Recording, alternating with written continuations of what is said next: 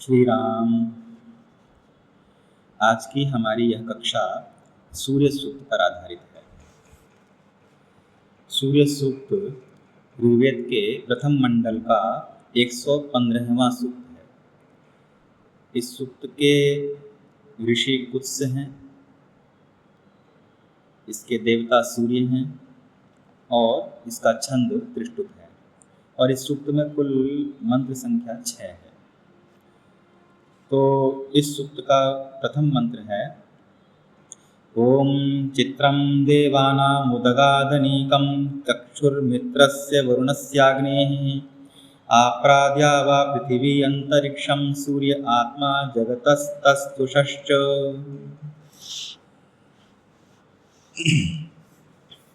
इस मंत्र में सायण भाष्य के अनुसार हम लोग इस मंत्र का अर्थ समझने का प्रयास करेंगे। सायण भाष्य के अनुसार देवानाम शब्द का अर्थ है दिव्यन्ति इति देवाः रश्मयः।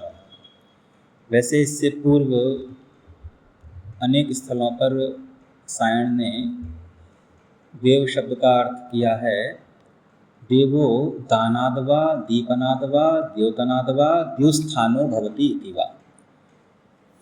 अगर इसको हम सरलता से समझें तो इसका अर्थ यह होगा कि देव उसे कहते हैं जो देता है, दान करता है, यानी कि जो भी हमें अभीष्ट फल की प्राप्ति करवाता है या जो भी हमारी आवश्यकताएं हैं उनकी पूर्ति करता है, उस परमपिता परमात्मा की उस शक्ति को हम देव कहते हैं। भिन्न भिन्न नामों से उन्हें पुकारा जाता है। तो दानाद्वा से हम उसको देव कहेंगे। उसके पश्चात दूसरा उन्होंने विग्रह किया है, इसका निर्वचन किया है दीपनाद्वा। क्षमा कीजिए, ये निर्वचन महर्षि यास्क ने किया है, सायण ने नहीं। सायण ने उसका उल्लेख किया है। तो उसके बाद कहा कि देवो दानाद्वा दीपनाद्वा। दीपनाद्वा अर्थात दीपन करने के कारण से भी उसे देव कहा जाता है। तो दीपन का अर्थ होता है प्रकाशित करना। तो दीप्त होना, प्रकाशित होना मतलब प्रकाशित करना। तो चूँकि देव सामान्य मनुष्यों की अपेक्षा विशेष गुणों से युक्त होता है, विशेष शक्तियों से युक्त होता है, इस कारण से वह पृथक से ही अनुभूत होता है। पृथक से ही उसकी शक्तियों की अधिकता के कारण से वह प्रकाशित सा अनुभव होता है। इस कारण से भी उसको देव कहते हैं। और फिर आगे कहा देवो दानाद्वा दीपनाद्वा द्योतनाद्वा। दीपनाद्वा और द्योतनाद्वा प्रायः लगभग समान अर्थ से ही प्रतीत होते हैं, क्योंकि द्योतनाद्वा का अर्थ भी यही है कि वह द्युति से युक्त होता है या प्रकाशित होता है। प्रकाशित होने के कारण से उसे देव कहा जाता है। तो यहाँ भी वही अभिप्राय निकल के आएगा कि जिसके पास दिव्य शक्तियाँ होती हैं, जिस कारण से वह अन्य सामान्य मनुष्यों की अपेक्षा अधिक प्रकाशित होता है, इसलिए भी उसे हम देव कहते हैं। और एक अंतिम निर्वचन किया है कि द्युस्थानो भवति इति वा। द्युस्थानो भवति अर्थात उसका जो स्थान है, देव का जो स्थान है, वो कहाँ रहते हैं या उनकी उपस्थिति कहाँ मानी जाती है, तो कहा द्युलोक में। द्युलोक में उनकी उपस्थिति मानी जाती है। यद्यपि ऐसा नहीं है कि समस्त देवों की उपस्थिति द्युलोक में मानी जाती है।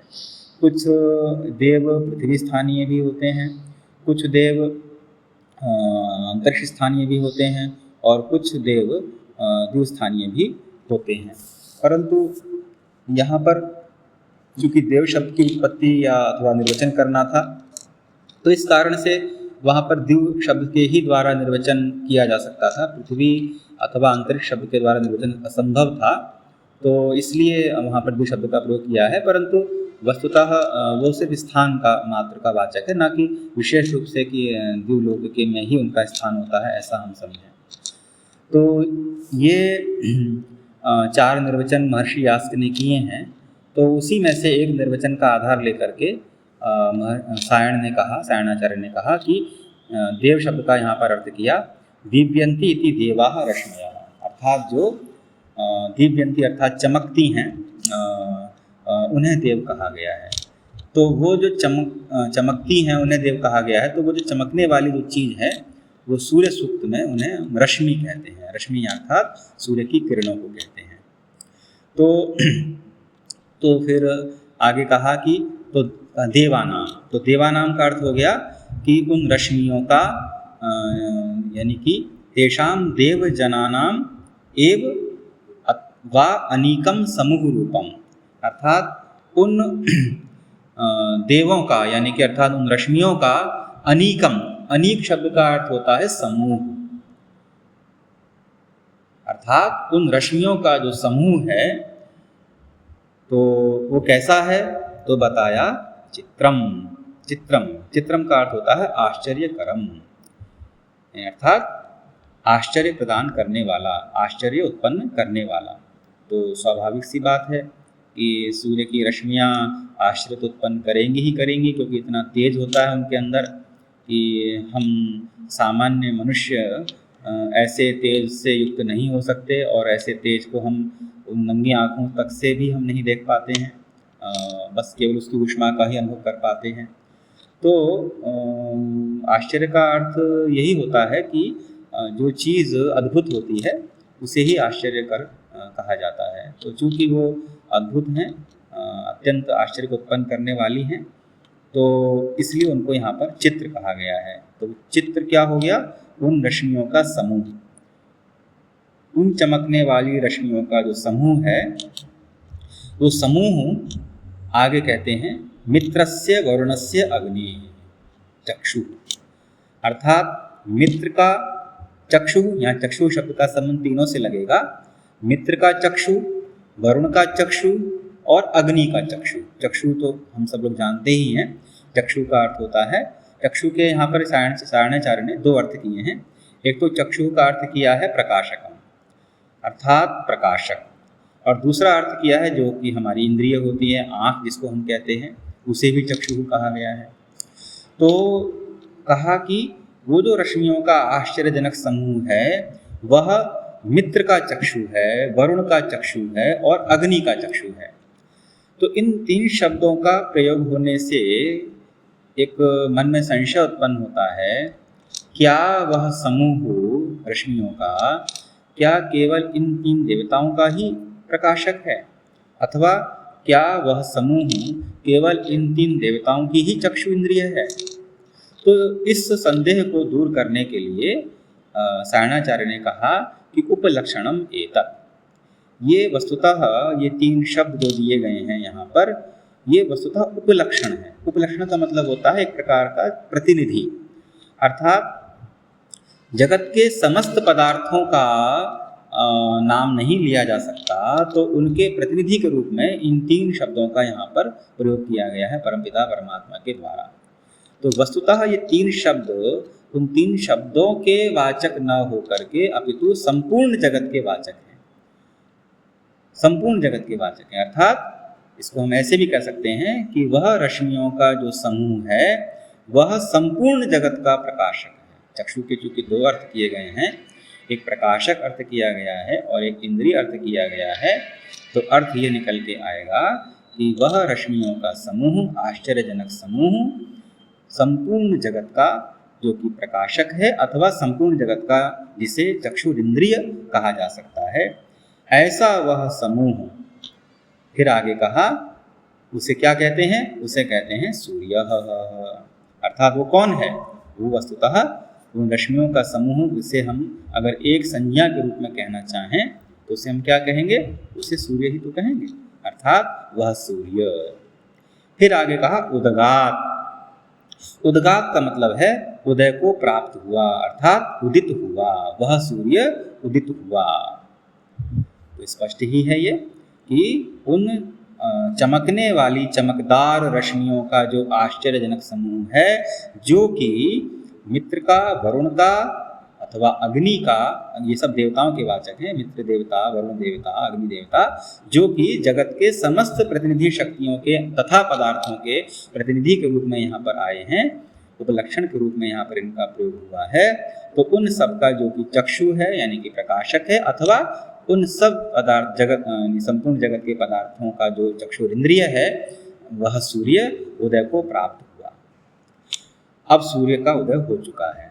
फिर आगे कहा कि वह सूर्य उदय होने के पश्चात क्या करता है, तो कहा उसके पश्चात, उदय होने के पश्चात सूर्य ने द्यावा पृथ्वी अंतरिक्षम आ अप्राह, अर्थात इसको सायणाचार्य कहते हैं कि उदयम प्राप्य च द्यावा पृथ्वी दिवम पृथ्वीम अंतरिक्षम च आ अप्राह स्वकीयेन तेजसा आसमन्ताद अपूरयत, अर्थात उदय को प्राप्त होने के पश्चात, उदय को प्राप्त करके उस सूर्य ने द्यावा पृथ्वी, द्यावा पृथ्वी शब्द में दो शब्द आए हुए हैं, द्यावा और पृथ्वी।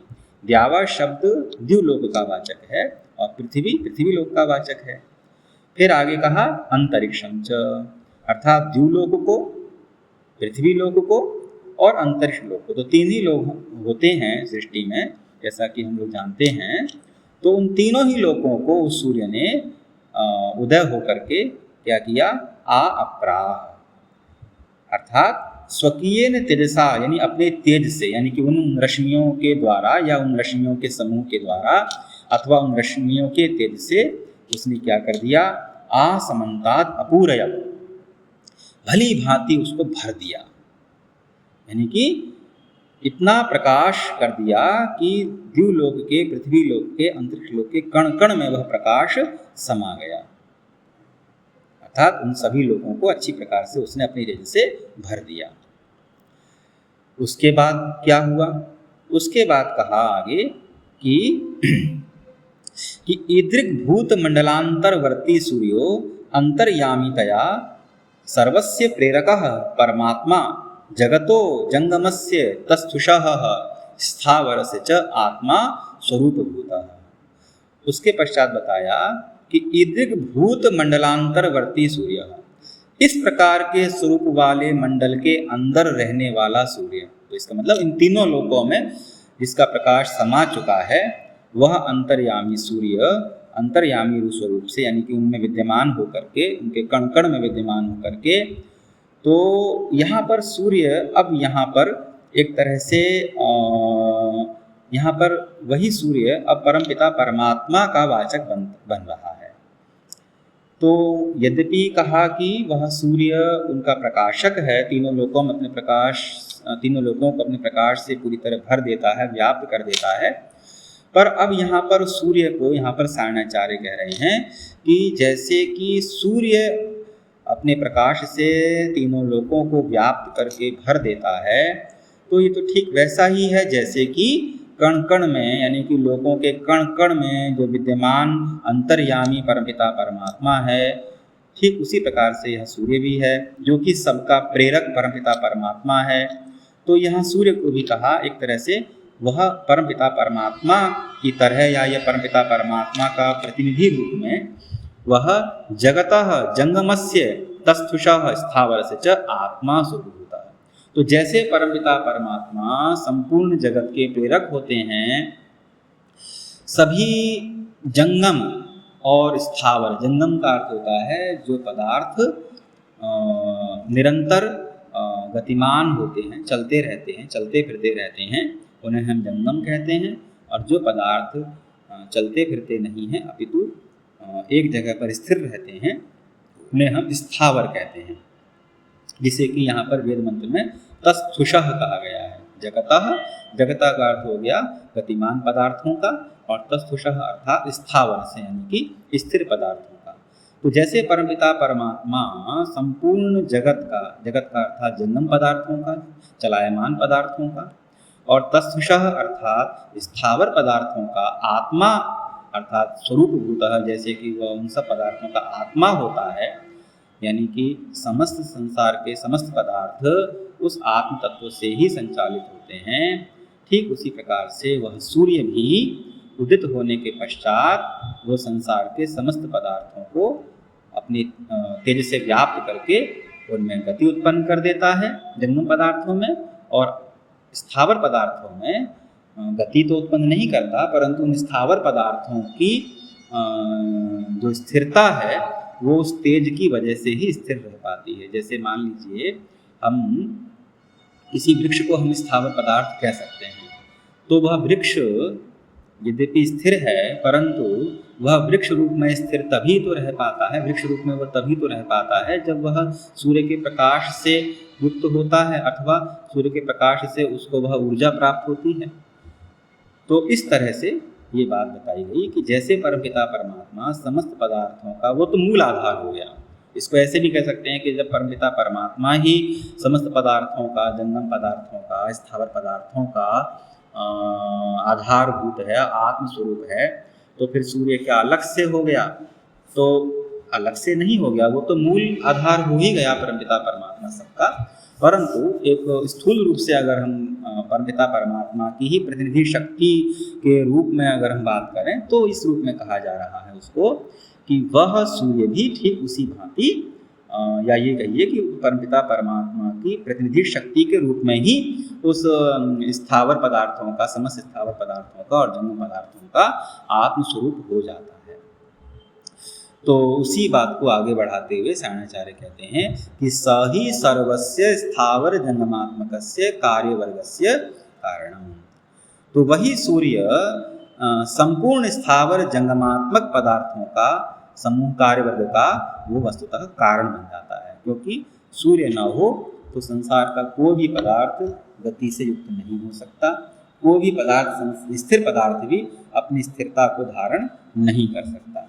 तो ये वस्तुतः वो परमपिता परमात्मा की ही एक प्रकार की शक्ति है, या यूँ कहिए जिसे हम कहते हैं ना कि परमपिता परमात्मा धारण कर रहा है, तो परमपिता परमात्मा अपनी नाना प्रकार की शक्तियों से संसार को धारण करते हैं। कोई शक्ति उनकी ऐसी होती है जो उसका उस पालन रूपी शक्ति से उसका पालन करते हैं, वही परमपिता परमात्मा उस उत्पन्न करने वाली अपनी शक्ति से उस संसार को उत्पन्न करते हैं, और वही परमपिता परमात्मा अपनी विनाशकारिणी शक्ति से उस संसार का विनाश अर्थात प्रलय भी करते हैं। तो परमपिता परमात्मा चूँकि अनंत हैं, उनकी शक्तियाँ भी अनंत हैं, तो अपनी नाना प्रकार की शक्तियों से, अनंत प्रकार की शक्तियों से वो संसार का संचालन, सृष्टि का संचालन करते हैं। तो उन्हीं शक्तियों में से एक प्रकाशक रूपी जो शक्ति है, जो अपने तेज से जंगम पदार्थों में गति प्रदान करने वाली शक्ति है, स्थावर पदार्थों में स्थिरता प्रदान करने वाली शक्ति है, उसी शक्ति को यहाँ पर सूर्य कहा गया है। तो इसको ऐसे भी समझ सकते हैं। तो ये सूर्य यानी कि वही परमपिता परमात्मा की प्रकाशक शक्ति अथवा तेज प्रदान करने वाली जो शक्ति है, वो समस्त स्थावर जंगमात्मक पदार्थों का कारण बन जाती है। तो ये इस सूक्त के प्रथम मंत्र का इसका ये अर्थ हुआ, और आशा है ये आप सबको स्पष्ट हुआ होगा। तो इसके पश्चात जब हम इस सूक्त की जब व्याख्या करेंगे, तो इसमें अन्वय भी पहले कर सकते हैं। तो अन्वय इसका यद्यपि मुझे पहले करना चाहिए था, तो कोई बात नहीं, मैं अब आपको बता देता हूँ। इसका अन्वय ये होगा कि देवानाम अनीकम चित्रम मित्रस्य वरुणस्य अग्नेः चक्षुः सूर्यः उदगात्। अर्थ स्पष्ट हो ही चुका है इसका कि उन देवताओं का जो समूह रूप, आश्चर्यजनक समूह है देवताओं का, अर्थात उन रश्मियों का, वह मित्र, वरुण और अग्नि देवता, जो कि समस्त जगत के प्रतिनिधि के रूप में इनका प्रयोग किया गया है, उनका चक्षु या अर्थात उनका प्रकाशक अथवा चक्षुरिंद्रिय रूप में वह सूर्य है, वह उदगात अर्थात उदय को प्राप्त हुआ। और उदय होने के पश्चात फिर आगे कहा द्यावा पृथ्वी अंतरिक्षम आ अप्राह। उसने भूलोक को, पृथ्वी लोक को और अंतरिक्ष लोक को अपनी तेज से पूरी तरह से व्याप्त कर लिया। और वही सूर्य जगतः तत्सुषः च आत्मा, वही सूर्य इस जो जंगम जगत है अर्थात चलायमान जगत है, और तत्सुषः अर्थात जो स्थावर जगत है, उन सबका वह आत्मस्वरूप है। जैसे कि परमपिता परमात्मा समस्त पदार्थों का आत्मस्वरूप है, तो सूर्य भी उसी प्रकार से आत्मस्वरूप है। तो वो मैं पहले स्पष्ट कर ही चुका हूँ कि वस्तुतः सूर्य भी का मतलब ये हो गया परमपिता परमात्मा अपनी सूर्य रूपी शक्ति से समस्त पदार्थों के आत्म स्वरूप हैं। अपनी प्रकाश, सूर्य की प्रकाशक शक्ति के रूप में वह इन समस्त पदार्थों का आत्म स्वरूप है। अब इसके पश्चात आप लोग इसमें प्रत्येक शब्द का अलग अलग अर्थ भी स्पष्ट कर सकते हैं हिंदी में। जैसे कि देवानाम को बता सकते हैं कि देवानाम अर्थात किरणों का अथवा देवताओं का, चित्रम अर्थात आश्चर्यजनक, उदगात अर्थात उदय हुआ है, और अनीकम का अर्थ होता है समूह, चक्षु का अर्थ प्रकाशक भी होता है, इंद्रिय भी होता है, अप्राह का अर्थ होता है चारों ओर से भर दिया है या व्याप्त कर लिया है, जगता का अर्थ होता है गतिशील संसार का, और तथुषा का अर्थ होता है स्थावर संसार का। तो इसके ये मुख्य मुख्य शब्दों का अर्थ हो गया और उस हिंदी व्याख्या हम लोग कर ही चुके हैं। साथ ही इसमें कुछ शब्दों की व्याकरणात्मक व्युत्पत्ति भी यदि आप दे देंगे तो आपकी व्याख्या और अधिक उत्कृष्ट मानी जाएगी। तो वो कुछ शब्दों की हम लोग व्याकरणात्मक व्युत्पत्ति पर यहाँ पर विचार कर लेते हैं। संपूर्ण व्युत्पत्ति तो लिख करके ही समझाई जा सकती है, परंतु वो अभी इस समय संभव नहीं होगी व्यावहारिक रूप से। तो लेकिन परंतु हम लोग उसका एक तरह से मुख्य प्रक्रिया उसकी जान लेंगे। जैसे इसमें शब्द आया है उदगात, तो उदगात शब्द की जो व्युत्पत्ति है वो क्या है, इसमें उद तो उपसर्ग है और अगात, अगात जो है ये एक धातु है गति अर्थ वाली, इण गतौ, इण धातु। उस इण धातु का ये लंग लकार के प्रथम पुरुष का एक वचन का रूप है। उस इण धातु को वस्तुतः गा आदेश हो जाता है और गा आदेश हो जाने के कारण से ही इसका रूप बनता है अगात। तो उत उपसर्ग इसमें मिल जाएगा तो मिल करके बन जाएगा उदगात, अर्थात उदय को प्राप्त हुआ अर्थात उदित हुआ। दूसरा इसमें जो शब्द है व्युत्पत्ति अगर हम करना चाहें तो कर सकते हैं अप्राह। अप्राह का अर्थ पीछे बताया था कि जिसने पूरी तरह से भर दिया है। तो इसमें धातु है प्रा, प्रा का अर्थ होता है पूरणे, प्रा पूरणे। ये धातु भी इस धातु से इसमें लंग लकार के मध्यम पुरुष का यहाँ पर एक वचन है। तो अब प्रश्न यहाँ पर ये उत्पन्न होता है कि इसका जो कर्ता है वो तो सूर्य है और सूर्य ने ही उसको भरा है पूरी तरह से। तो फिर ये कैसे कहा जाएगा कि सूर्य तो प्रथम पुरुष में आता है और क्रियापद में हम मध्यम पुरुष का प्रयोग कर रहे हैं। तो इसका उत्तर यह है कि वेद में व्यत्यय होता है। व्यत्यय का अर्थ होता है नियम प्राप्त जो चीज़ें हैं, नियम प्राप्त जैसे कोई वचन है तो उस वचन के स्थान पर किसी भिन्न वचन का प्रयोग कर देना, नियम प्राप्त किसी पुरुष के स्थान पर किसी अन्य पुरुष का प्रयोग कर देना, नियम प्राप्त किसी लकार के स्थान पर किसी अन्य लकार का प्रयोग कर देना। ऐसे भांति भांति के नाना प्रकार के व्यत्यय वेदों में हुआ करते हैं। वेद परमपिता परमात्मा की वाणी है। हम परमपिता परमात्मा की वाणी को मनुष्य होकर के कैसे बांध सकते हैं नियमों में? मनुष्य होकर के तो परमपिता परमात्मा के नियमों को बांधा नहीं जा सकता। हाँ, एक प्रयास कर सकते हैं, बांधने का प्रयास नहीं, अपितु उसको इस तरह से बताने का प्रयास कर सकते हैं कि देखिए यहाँ पर इस नियम का पालन हुआ, इस नियम ने हमारे ही बनाए हुए नियमों का हम उसमें केवल एक दृष्टांत या अथवा उदाहरण के रूप में बता सकते हैं। लेकिन ये समझना कि क्योंकि भाषा पहले होती है, व्याकरण बाद में होता है। मनुष्यों की भाषा को ही ले लीजिए, मनुष्यों की भाषा पहले होती है, उनका मनुष्यों का ही व्याकरण बाद में होता है। तो परमपिता परमात्मा तो मतलब उनकी वाणी तो वैसे ही अनादि है। तो उसके बारे में यह कहना कि पहले व्याकरण और फिर बाद में परमपिता परमात्मा आपका व्याकरण पढ़ते थोड़ी ये उन्होंने वेदों की रचना की है। हाँ, वो पहले से ही है, अनादि है, अनंत है। तो उसमें हम के नियमों को दृष्टांत के रूप में बता सकते हैं कि देखिए हमारा ये नियम है, देखो यहाँ भी इसका पालन हो रहा है।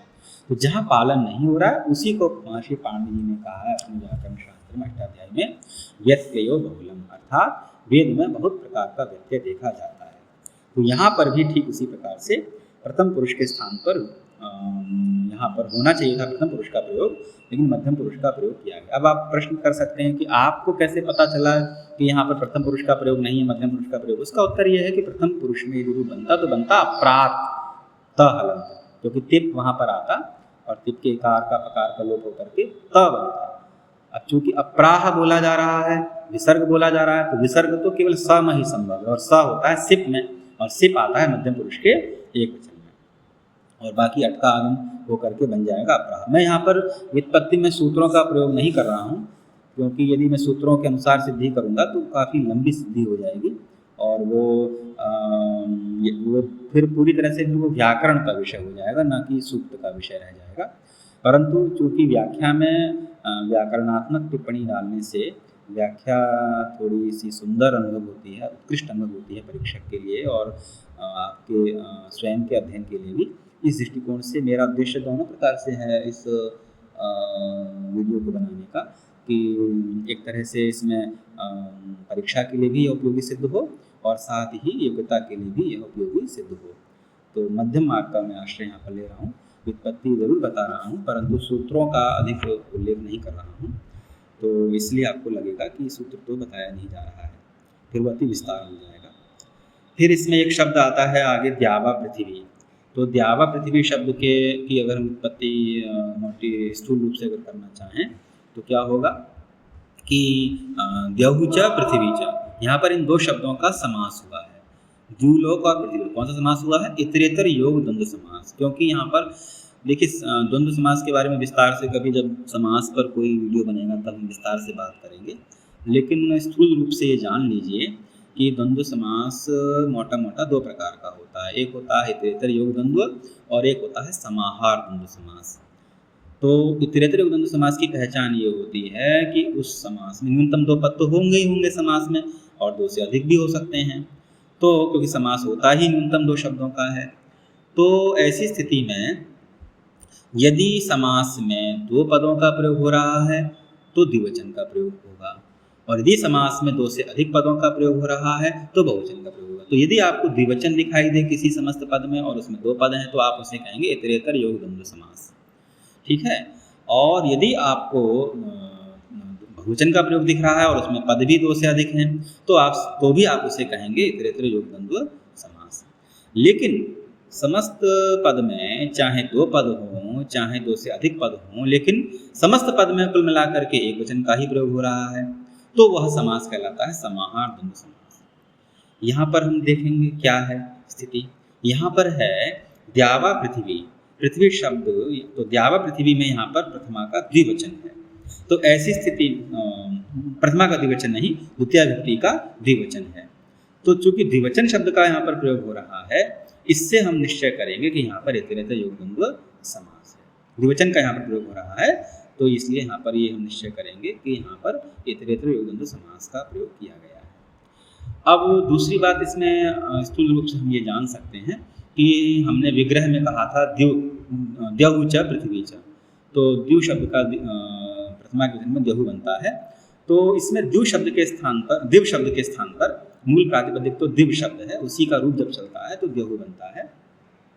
तो दिव शब्द के स्थान पर द्यावा आदेश हो जाता है। सूत्र है दिवो द्यावा, तो उस सूत्र से यहाँ पर उत्तर पद परे होने पर दिव शब्द के स्थान पर द्यावा आदेश हो जाता है। तो द्यावा कोई नया शब्द नहीं है, वस्तुतः दिव के स्थान पर किया गया आदेश है।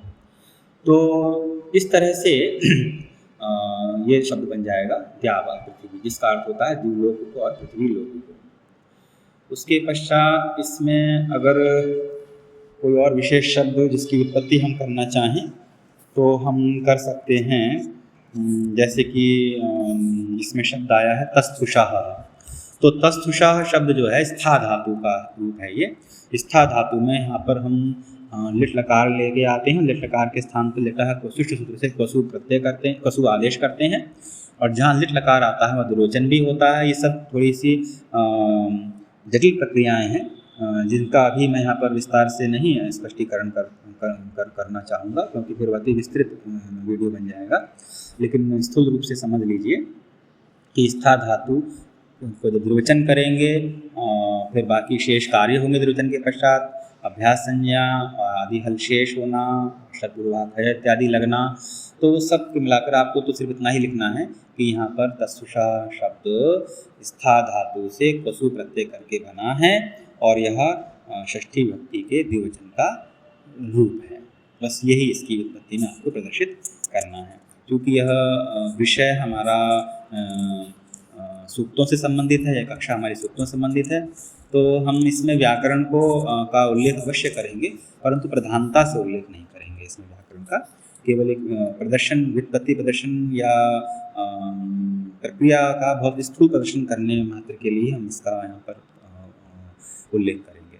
मुख्य उद्देश्य हमारा है मंत्र की व्याख्या को सायण के अनुसार पूरी तरह से समझना। तो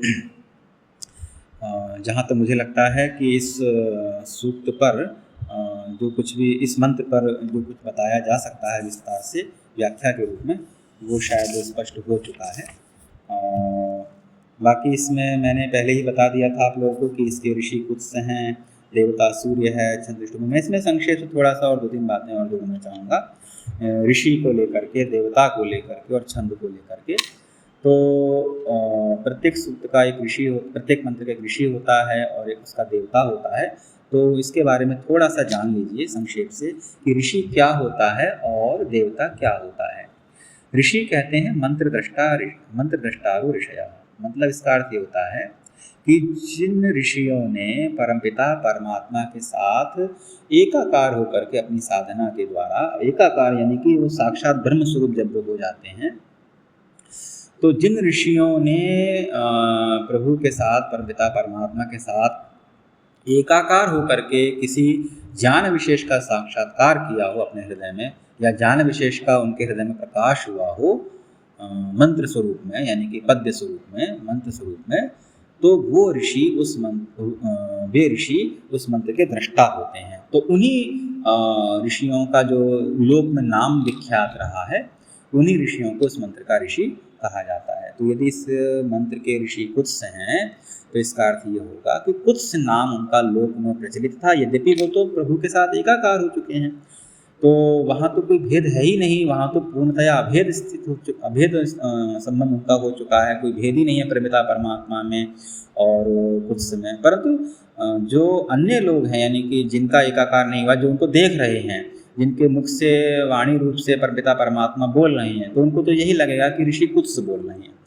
तो ऐसी स्थिति में ये मान लिया गया कि उन दृष्टाओं के द्वारा, उन श्रोताओं के द्वारा कि अच्छा ये जो मंत्र है ये महर्षि कुत्स को इसका साक्षात्कार हुआ है, तो इसका अर्थ ये हुआ कि ये मंत्र के ऋषि कुत्स हैं।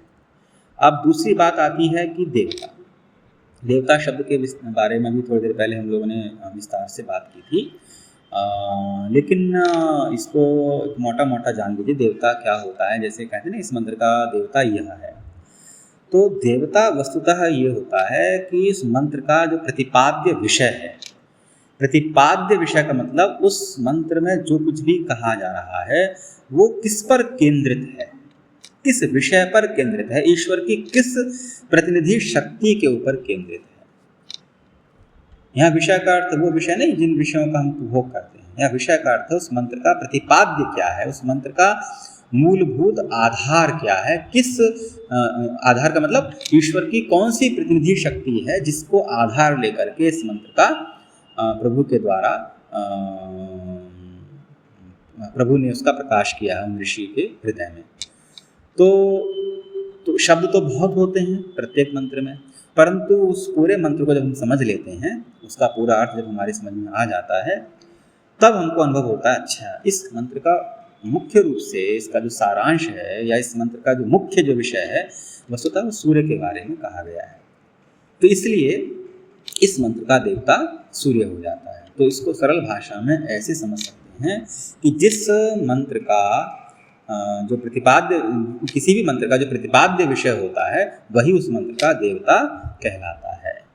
तो यहाँ पर इस मंत्र का मुख्य प्रतिपाद्य विषय जो कि सूर्य है, इसलिए सूर्य इस मंत्र का देवता कहलाएगा। और तीसरी चीज़ थी छंद।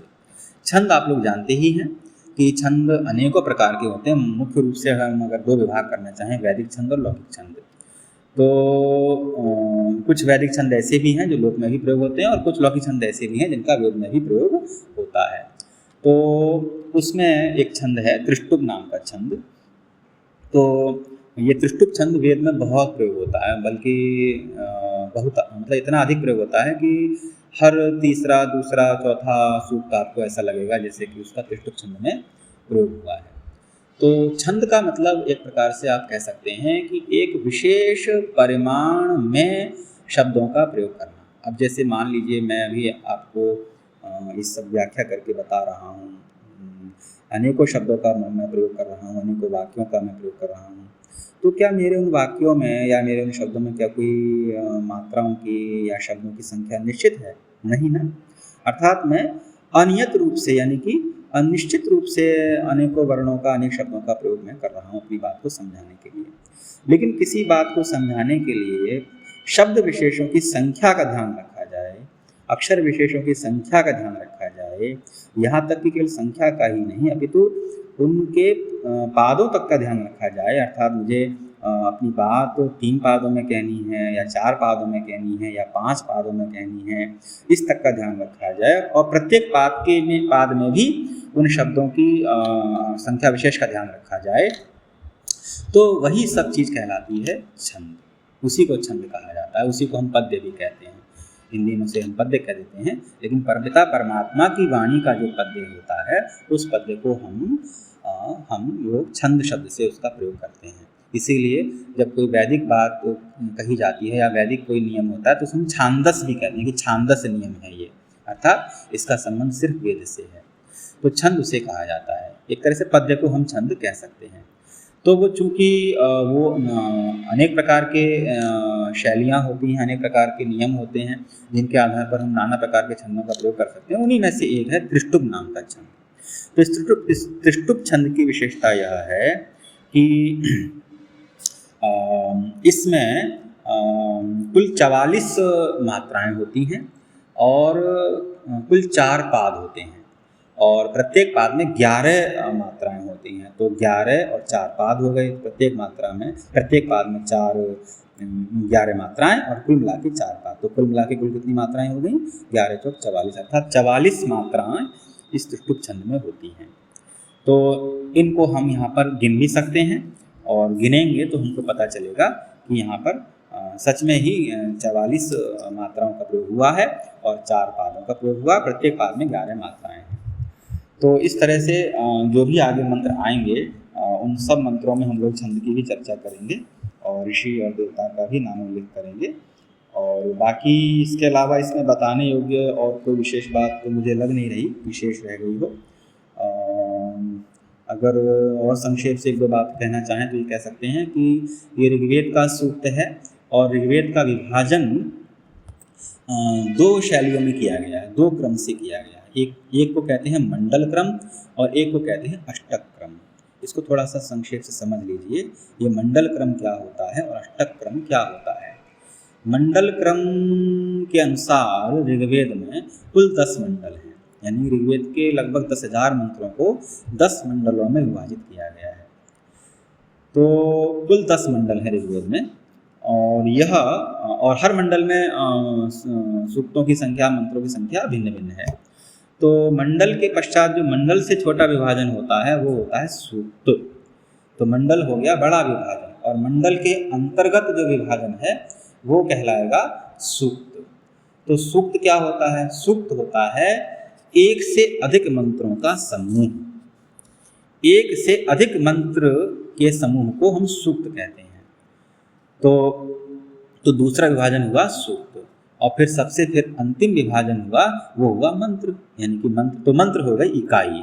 तो इस विभाजन में जो इकाई हुई वो ही मंत्र, उसकी बड़ी इकाई हुई सूक्त और सबसे बड़ी इकाई हुई मंडल। तो तो ऋग्वेद में कुल 10 मंडल हैं और कुल 10 मंडलों में पूरे ऋग्वेद का विभाजन हुआ है और ये ऋग्वेद के प्रथम मंडल, ये सूक्त सूर्य सूक्त ऋग्वेद के प्रथम मंडल का सूक्त है। तो और ये जो मंत्र मैंने भी बताया आपको, मतलब ये सूक्त तो प्रथम मंडल का 115वां सूक्त है और ये जो मंत्र है ये 115वें सूक्त का प्रथम मंत्र है जिसके बारे में अभी हमने व्याख्या की। तो अगर हम इसको संख्याबद्ध करके लिखना चाहें तो हम लिखेंगे मंडल क्रम के अनुसार 115 1। तो इसमें जो प्रथम संख्या होगी वो वाचक किसकी वाचिका होगी? मंडल की, यानी कि यह मंत्र प्रथम मंडल का मंत्र है। एक तो बात ये निकल के आई। दूसरी संख्या होगी उसमें 115 है, तो वो किसकी वाचिका होगी? वो होगी सूक्त की वाचिका, अर्थात यह प्रथम मंडल के 115वें सूक्त का मंत्र है। और तीसरी संख्या होगी एक। एक का मतलब यह मंत्र की संख्या होगी, अर्थात यह प्रथम मंडल के 115वें सूक्त का प्रथम मंत्र है। यदि यहाँ 2 हो जाएगा तो द्वितीय मंत्र कहलाएगा, 3 हो जाएगा तो तृतीय मंत्र कहलाएगा। तो इस सूक्त में कुल चूंकि 6 मंत्र हैं, तो इस तरह से अगर इनकी संख्याएं बदलेंगी तो अंतिम संख्या बदलेगी। 1 115, 1 1 115, 2 1 115, 3 1 115, 4 1 115, 5 और 1 115, 6। तो ये प्रथम प्रकार का विभाजन के अनुसार ये क्रम रहेगा। दूसरे प्रकार का विभाजन जो किया गया है ऋग्वेद का, वो किया गया है अष्टक क्रम में। हाँ, एक चीज और मंडल क्रम में कि ऋग्वेद के मंडल निश्चित हैं, ऋग्वेद के सूक्त निश्चित हैं, लेकिन प्रत्येक मंडल में कितने सूक्त होंगे ये निश्चित नहीं है, और प्रत्येक सूक्त में कुल कितने मंत्र होंगे ये भी निश्चित नहीं है। मंडलों की संख्या निश्चित है, सूक्तों की संख्या निश्चित है, मंत्रों की कुल संख्या निश्चित है, लगभग 10,000 मंत्र हैं। लेकिन ऐसा नहीं कि प्रत्येक मंडल में भी सूक्तों की संख्या, कि प्रत्येक मंडल में इतने ही सूक्त होंगे और प्रत्येक सूक्त में इतने ही मंत्र होंगे, ऐसा नहीं। प्रत्येक मंडल में सूक्तों की संख्या आपको भिन्न भिन्न मिलेगी, और उसी प्रकार से प्रत्येक सूक्त में भी आपको मंत्रों की संख्या भिन्न भिन्न मिलेगी। इस चीज़ का विशेष ध्यान रखें। तो हम बात करते हैं आगे की कि जो दूसरा क्रम है वो क्या है? अष्टक क्रम। अष्टक क्रम में क्या है? ऋग्वेद का संपूर्ण विभाजन जो किया गया है वो 8 अष्टकों में किया गया है। अब इसे कहेंगे हम, बड़ी इकाई क्या है? वो अष्टक है। उसके पश्चात अष्टक के बाद इसमें एक संख्या निश्चित है आगे, जिसका विभाजन किया गया है अध्यायों में, यानी प्रत्येक अष्टक को अध्यायों में बांटा गया है, और प्रत्येक अष्टक में 8 अध्याय हैं। तो ये निश्चित हो गया कि पूरे अष्टक में कुल 64 अध्याय हैं। कितने अध्याय हो गए? 64 अध्याय हो गए। और प्रत्येक अध्याय को बांटा गया है वर्गों में, और वर्गों की संख्या निश्चित नहीं है, लेकिन अष्टकों की संख्या निश्चित है, परंतु वर्गों की संख्या निश्चित नहीं है। प्रत्येक अध्याय में भिन्न भिन्न संख्याओं वाले वर्ग आपको मिल सकते हैं। तो वर्ग हुई यहाँ पर तीसरी इकाई, और लेकिन इसमें एक इकाई और अतिरिक्त है। वो क्या है? वही मंत्र वाली इकाई, यानी कि प्रत्येक वर्ग में फिर नाना प्रकार की संख्याओं वाले फिर आपको मंत्र मिलेंगे। तो इस तरह से अष्टक अष्टक क्रम में अगर हम किसी मंत्र का अगर हम उदाहरण दें और उसका पता बताएं कि वो मंत्र कहाँ का है, तो उसमें हम 4 संख्याओं का प्रयोग करें। उदाहरण के लिए मुझे इसका क्या अष्टक है और क्या इसका अध्याय है, कौन सा अध्याय है, कौन सा वर्ग है, वो मुझे ज्ञात नहीं है। परंतु यदि मान लीजिए मैं अगर ऐसा प्रयोग करूं कि मैं कहूं कि 1 2 3 4, कल्पना के लिए, उदाहरण से समझने के लिए मैं संख्या का प्रयोग कर रहा हूं। यदि मैं प्रयोग करूं कि यह मंत्र का जो पता है 1 2 3 4 अष्टक क्रम के अनुसार, तो हम इसे कैसे बताएंगे? तो हम बताएंगे अष्टक क्रम के अनुसार कि यह मंत्र ऋग्वेद के प्रथम अष्टक का है, क्योंकि इसमें प्रथम संख्या 1 है। उसके पश्चात दूसरी संख्या है इसमें 2, तो हम कहेंगे कि यह मंत्र ऋग्वेद के प्रथम अष्टक के द्वितीय अध्याय का मंत्र है।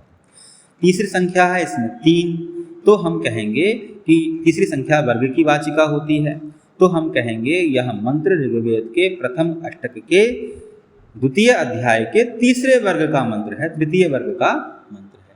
और चौथी संख्या है मान लीजिए 4, तो हम कहेंगे, जो कि मंत्र की संख्या की वाचिका होगी, तो हम कहेंगे यह ऋग्वेद के प्रथम अष्टक के द्वितीय अध्याय के तृतीय वर्ग का चौथा मंत्र है। एक समझाने के लिए मैंने आपको एक काल्पनिक उदाहरण दिया, क्योंकि इसका मुझे अभी निश्चय से जान नहीं है कि ये कौन से अष्टक का, कौन से अध्याय के, कौन से वर्ग का मंत्र है, इसलिए मैंने समझाने के लिए कहा। लेकिन एक चीज़ और जान लीजिए इस विषय में कि प्रायः वैदिक जगत में या वैदिक विद्वानों के द्वारा मंडल क्रम का अनुसरण किया जाता है प्रायः। अर्थात वो कहीं भी यदि वो किसी मंत्र का उल्लेख करते हैं और उसका अगर वो पता लिखते हैं, तो प्रायः वो 3 संख्याओं वाले ही पते का उल्लेख करते हैं, जिसमें प्रथम संख्या मंडल की वाचिका होती है, द्वितीय संख्या बताया था आपको सूक्त की वाचिका होती है, और तीसरी संख्या उस मंत्र की संख्या की वाचिका होती है। तो इस तरह से हमने दोनों क्रमों को जाना, और दोनों क्रमों से मंत्र का पता किस तरह से बताया जाता है वो भी हमने जानने का प्रयास किया। तो चूँकि यह इस सूक्त का प्रथम ही मंत्र था, इसलिए इस विषय में हमने विस्तार से उन चीज़ों को जान लिया। आगे के जो इस सूक्त के मंत्र शेष हैं उनमें इन सब चीज़ों का हम विस्तार से उल्लेख नहीं करेंगे और पुनरावृत्ति जैसा वो प्रतीत होगा, तो वैसा नहीं करेंगे। उसमें हमारा जो मुख्य ध्यान केंद्रित रहेगा वो उस सूक्त उस मंत्र के व्याख्या पर ही केंद्रित रहेगा और उस मंत्र की व्याकरणात्मक टिप्पणियों पर ही ध्यान केंद्रित रहेगा। तो मुझे ऐसा प्रतीत होता है कि मुझे जितना इस मंत्र के ऊपर आपको समझाना था, कहना था, वो मुझे लगता है मैं कह चुका हूँ और आशा करता हूँ कि आप सबको अच्छे से स्पष्ट हुआ होगा, इस मंत्र की व्याख्या स्पष्ट हुई होगी। और यदि अवसर मिला, समय मिला, प्रयास पूरा रहेगा मेरा कि मैं आगे के मंत्रों की भी यथाशीघ्र आपके सामने व्याख्या प्रस्तुत करते हुए वीडियो लेकर के आऊँ।